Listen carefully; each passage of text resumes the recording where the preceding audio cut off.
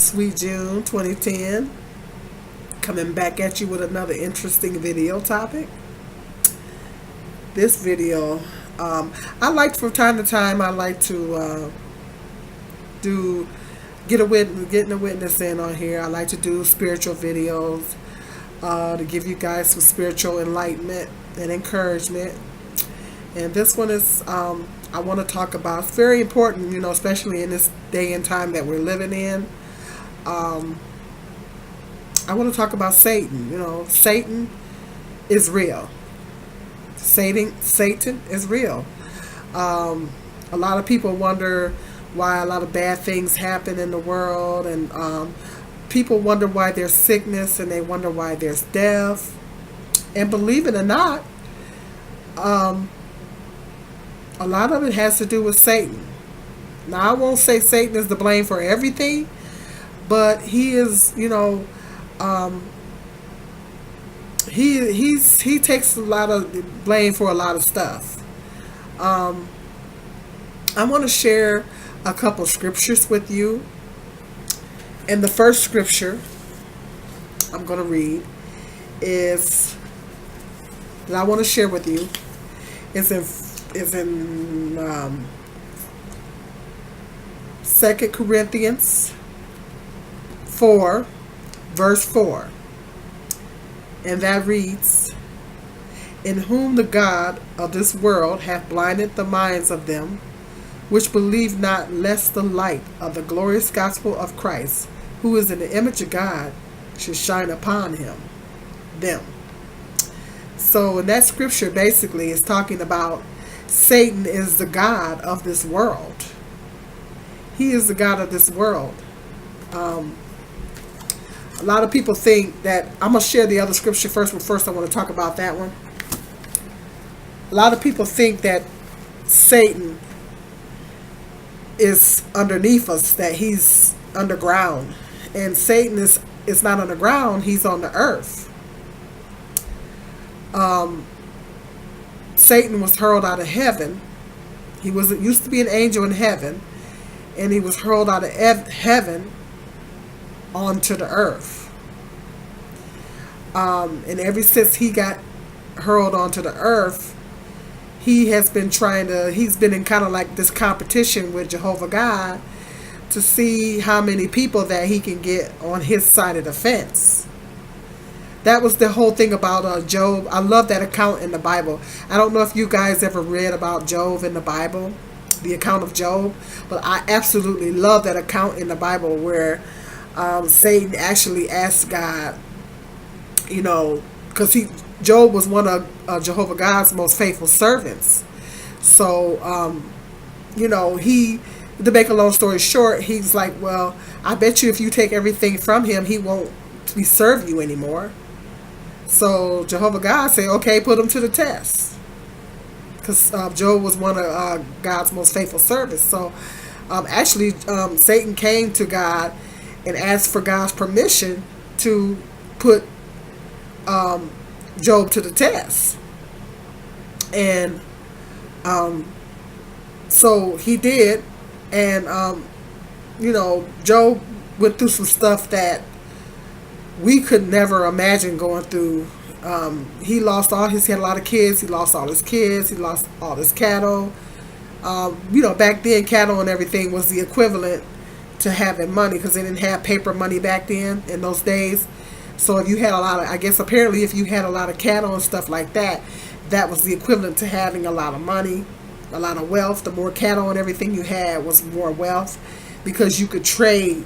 I guess they were bartering and trading, and you could trade different things for different cattle for different things that you wanted and everything.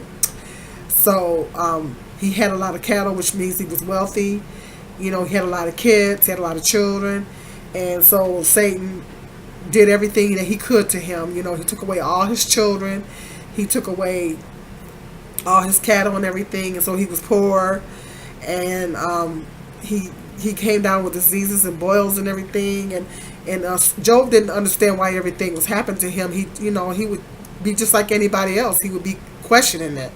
he didn't understand what was going on. He didn't understand. He was frustrated and everything, and he didn't understand why all this was happening to him. But his God said, "Cuss his wife said, cuss God and die." And so he said, "No, I'm not going to do that." Why? Um, when he makes bad things happen, we're going to turn our back on him. Try to make a long story short. And so he stood firm, and he, kept sticking to God, even though he didn't understand what he was going through. And he stuck, excuse me, and he stuck to his gun, and Satan threw everything. Satan took his best shot, and he threw everything that he could throw at him. And finally, he was dedicated. He kept being dedicated and everything. And then finally, Jehovah God gave him everything back twofold. He had more. He was able to have more children. He gave him everything back that he had before, but he gave it to him twofold. So I just love that account in the Bible, because it talks about a lot about faith and endurance, and in the time of trouble and everything, in a time of struggle and everything, and the different things that we be going through, how we should. It just tells us, it sends a message to us that no matter what we're going through, that we still need to hold on to our dedication to God, and hold on to our faith to God, no matter what we're going through, because there's a reason why we're going through it. We may not understand the reason why we're going through it, but I know a lot of things I went through in my life, I didn't understand why I went through it, and some things I still don't understand why I went through, and I'm still going through things now, and I don't understand why I'm going through, but I know that there's a divine reason why.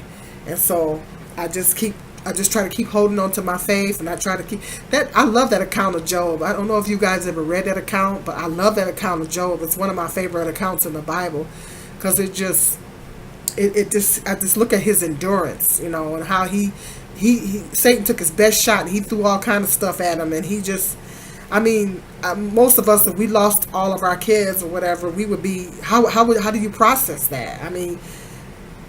You probably would, as many kids as he had, your average person would probably go crazy. But, he stood firm, and he stood firm in his faith, and he didn't turn his back on Jehovah God, and Jehovah blessed him twofold. And so that was one of the things that Satan did. And they said Satan they actually say that he's the father of the lie. Satan told the first recorded lie in the Bible. He told the first recorded lie in the Bible. Because when he got hurled onto the earth, of course God made Adam and Eve, and he had the tree in the Garden of Eden. He told Adam and Eve to not eat of the fruit of that tree. A lot of people say it was an apple tree, but the Bible really doesn't say what kind of tree it was. The Bible doesn't really talk about what type of fruit was on this tree. It just told Adam and Eve to not eat of the fruit off that tree. You may eat off of any other tree in the garden, but he gave them specific commands to not eat off that tree. So he wanted them to be obedient.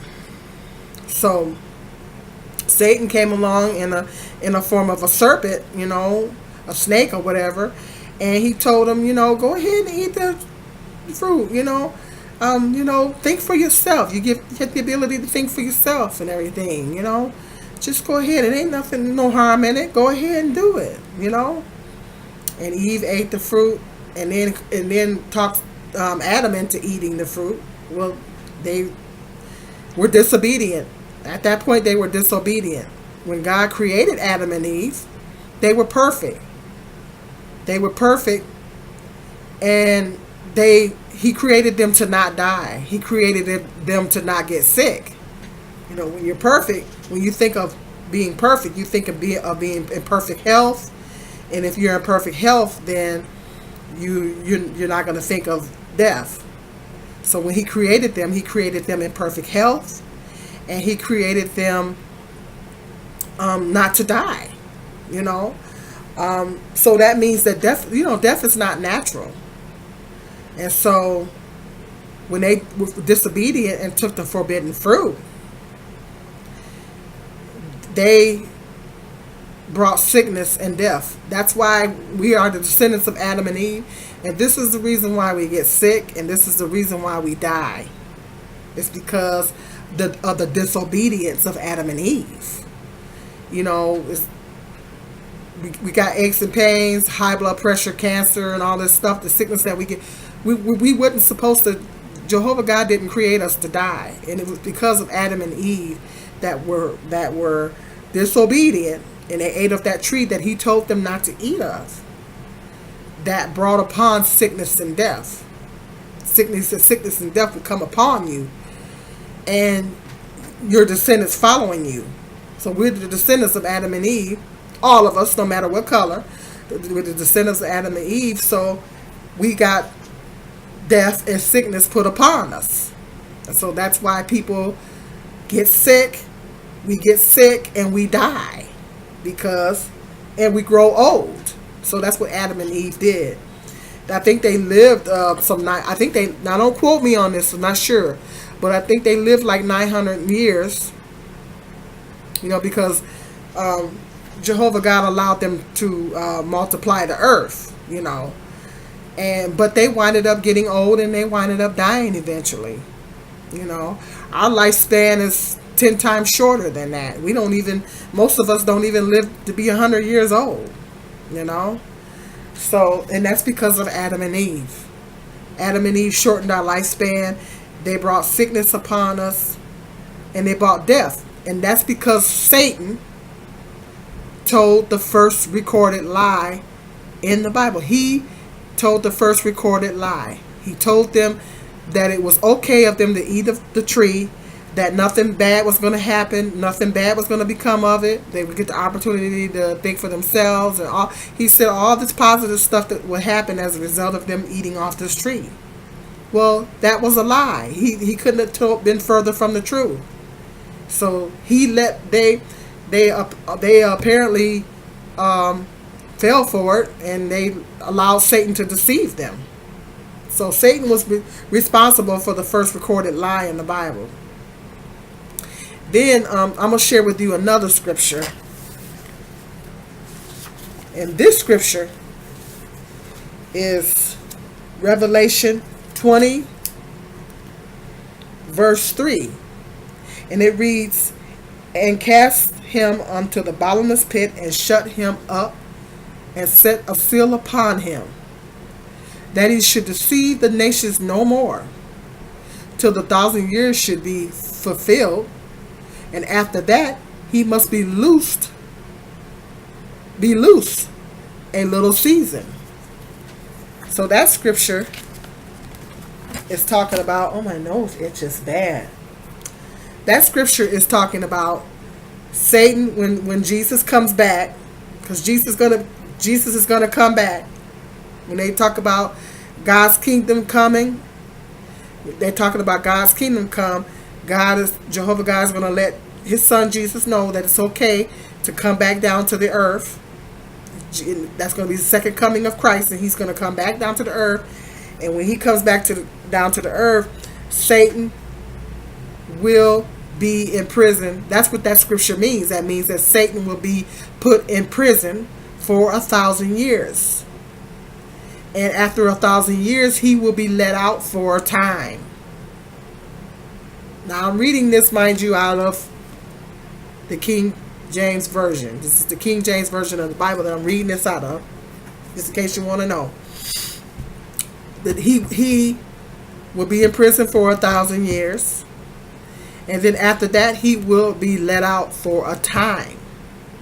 So when Jesus puts him in prison for 1,000 years, he's not going to have the opportunity to wreak havoc here on the earth.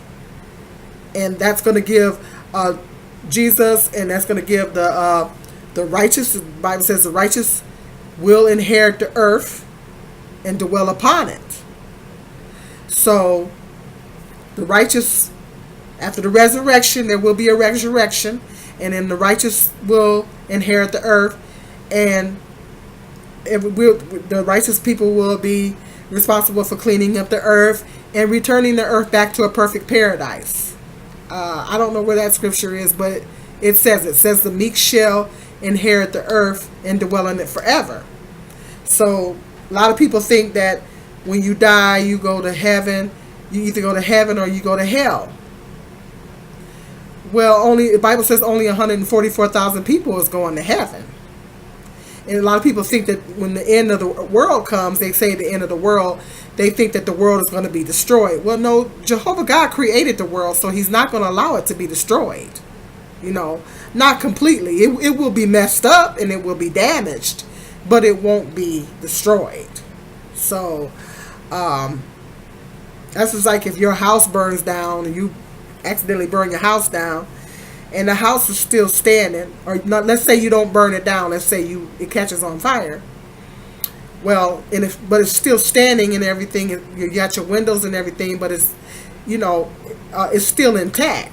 So that means that, well, the house wasn't completely destroyed, it was just damaged. Well, the house was damaged. That means you can go in and clean up the damage and make repairs, and then at some point live in the house again. So that's like a parable.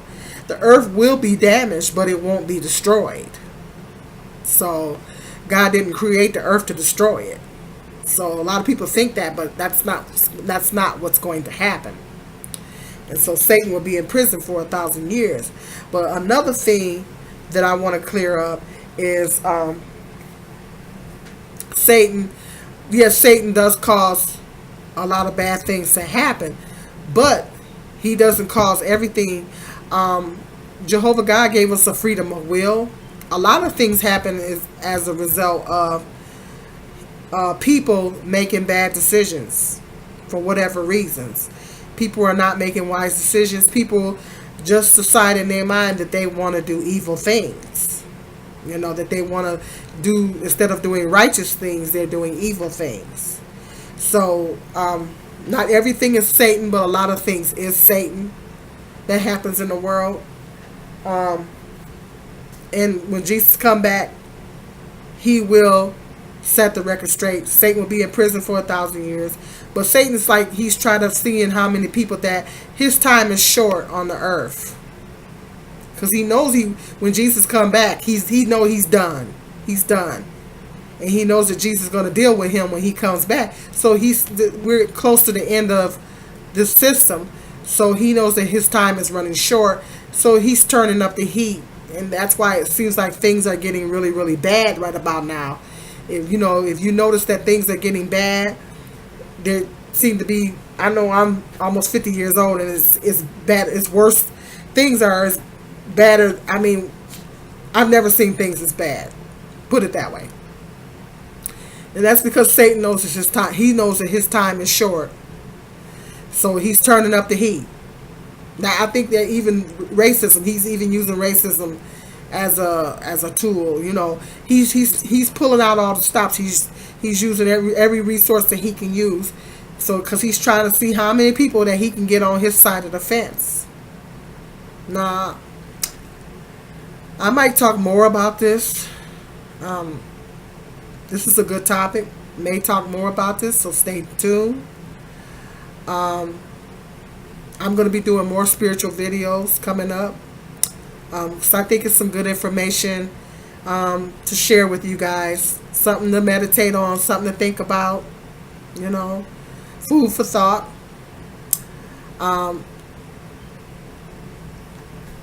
More interesting videos coming up. God bless. And this is Sweet June 2010.